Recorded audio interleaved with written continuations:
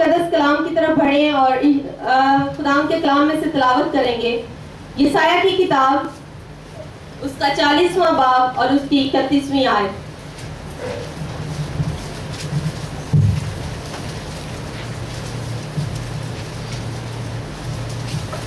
पुराने अहदनामे में से यशायाह की किताब,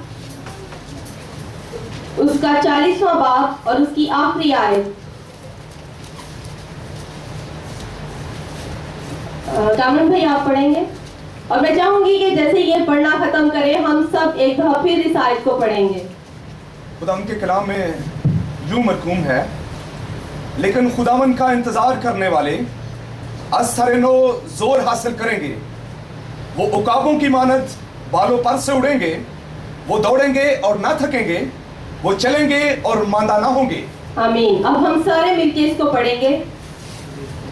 लेकिन खुदावन का इंतजार करने वाले असर-ए-नो जोर हासिल करेंगे, वो उकाबों की मानद बालों पर से उड़ेंगे, वो दौड़ेंगे और ना थकेंगे, वो चलेंगे और मांदा ना होंगे।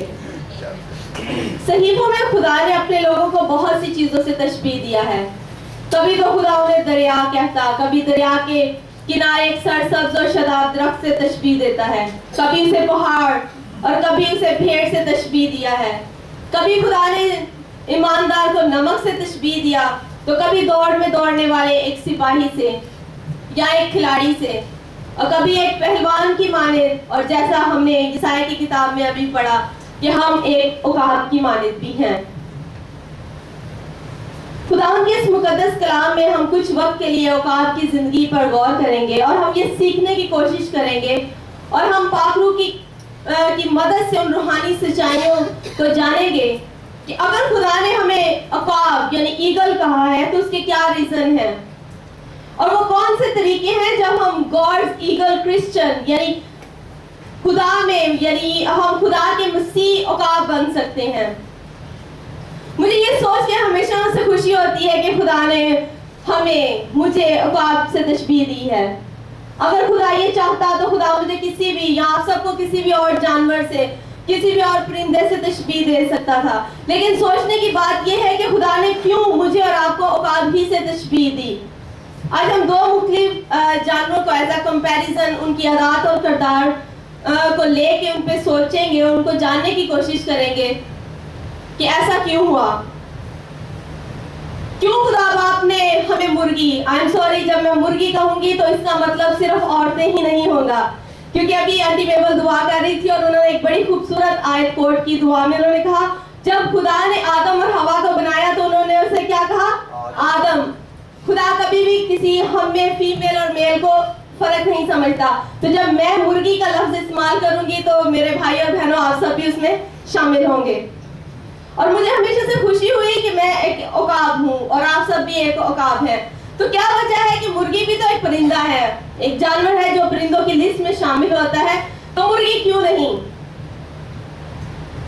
मुर्गी एक भेड़ चाल चलने वाला जानवर है। मुर्गी जहां रश होता है उसी के पीछे चल पड़ती है। कभी आपने गौर किया हो कि मुर्गी अगर अपने शहर में या दरवाजे के पास कुछ दाना वगैरह चुन रही हो और बहुत सी मुर्गियां और चूजे भागते आए तो वो भी उनके गैंग में शामिल हो जाती है, वो भी उनके साथ भागना शुरू कर देती है। इवन उसे पता भी नहीं होता कि वो सब कहाँ जा रहे हैं और क्यों भाग रहे हैं। और इसका ये मतलब है कि वो उस चांस को मिस नहीं करना चाहती जहां सब जा रहे हैं। जो सब कर रहे हैं वो वही करना चाहती है, उसकी अपनी कोई सोच नहीं, उसका अपना कोई वजूद नहीं। अगर आपको घर में मुर्गियां रखने का तजर्बा हुआ हो तो आप इस बात से बखूबी वाकिफ होंगे कि जब हम उन्हें दाना वगैरह कुछ डालते हैं या कभी मुर्गियां चुग रही हो और उनके हाथ कोई अच्छा टिड्डा या कुछ अच्छी खुराक लग जाए, ऑल ऑफ सडन एक चूंच में उन्होंने देखा और सब उस पे हमला कर देते हैं। सबको वही खुराक चाहिए जो उस मुर्गी के मुंह में है। ऐसा क्यों होता है? और अचानक से एक ने उस चीज को हासिल करना चाहा और सबका एक ही फैसला हो जाता है कि मुझे भी ये अभी चाहिए, और इस चक्कर में वो सब लड़ाई झगड़ा और छीना झपटी में पड़ जाते हैं। वो उस चीज को छीन लेना चाहते हैं जो दूसरे के पास हो। होना तो ये चाहिए कि एक के पास कुछ है तो दूसरा जाके अपने लिए कुछ और तलाश करे, लेकिन ऐसा नहीं होता। वो सब एक ही लम्हे में एक ही फैसला कर लेते हैं और फिर एक दूसरे का पीछा शुरू हो जाता है। मुर्गियों की सारी जिंदगी पर नजर दौड़ाएं तो मुर्गियों की निगाह हमेशा फर्श पे रहती है।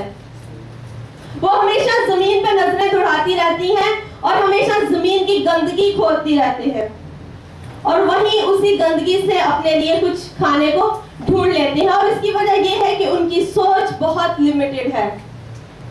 वो अपनी ही सोच और अपने ही उस दर पे, अपने ही उस सेन के अंदर, उस सरहदों के अंदर कैद रहने वाला परिंदा है। लेकिन साथियों, हमें याद रखना चाहिए कि अगर हम आसमानी बरकत और उन वादों का जो खुदा ने हमें से मुराद औकाबी मसीहों को अता कर रखे हैं, तो उनको हासिल करना है तो हमारा रवैया हरगिज़ भी मुर्गियों सा नहीं होना चाहिए, बल्कि उकाबों की मानद आसमान पर परवाज करने वाला होना है, और हमें उसी परवाज करने वाले उकाब की मानद बनना है। मेरे साथ कहिए आमीन। अब हम उकाब की जिंदगी के बारे में जानेंगे, जो हमारा मेन टॉपिक है। उकाबों की जिंदगी मुर्गियों से कतई मुख्तलिफ है।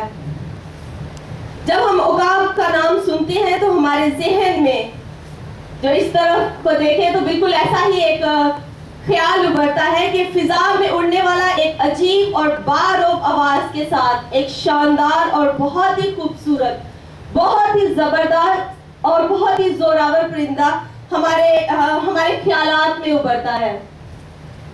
उकाब को आसमान का बादशाह कहते हैं और वो अपनी मिसाल आप है। उसकी आंखें इस सफाई से बगैर गलती करते हुए हजारों किलोमीटर की रफ्तार से जमीन की तरफ आती हैं, और वो उसी परवाज से अपना शिकार बगैर गलती किए हुए लेता है और उसी महारत और खूबसूरती से वापस चला जाता है। उसकी इस तरह की बहुत सी खुसूसियात की वजह से बहुत सी अक़वाम और सल्तनतों ने उसे परिंदों का बादशाह करार दिया है, और उसकी इसी बेशुमार अनगिनत खूबियों की वजह से बहुत से मुल्कों के सिक्कों पर, सीलों पर, उनके झंडों पर उन्होंने उकाब की तस्वीर को लगा रखा है।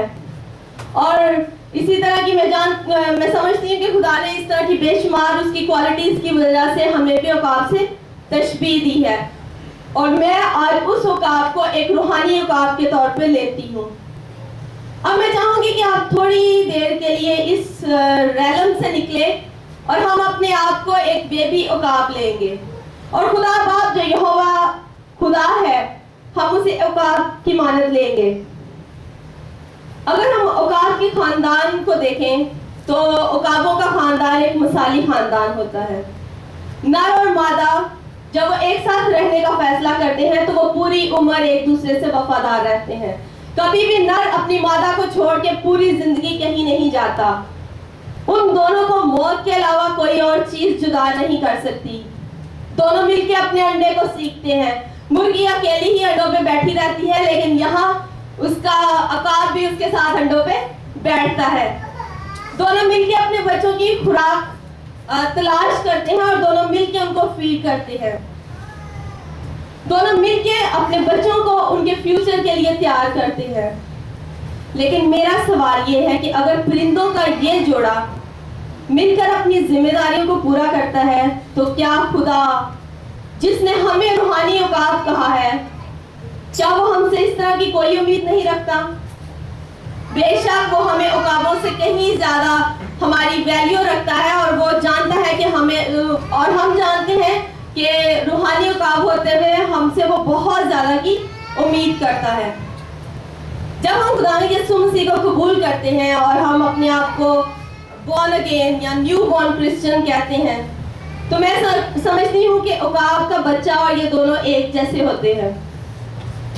क्योंकि बेबी ईगल जब पैदा होता है तो उसका मुंह पूरी तरह से खुला होता है, और वो अपना मुंह हमेशा खुला ही रखता है, क्योंकि उसे कभी भी खाने से तसल्ली नहीं होती उसका। और वो मुंह इसलिए खुला रखता है कि वो जानता है कि वो जब भी मुंह खोलेगा उसके माँ बाप उसको फौरन भरना शुरू कर देंगे। अब मैंने आपसे कहा कि हम बेबी ईगल है और हमारा जो आसमानी बाल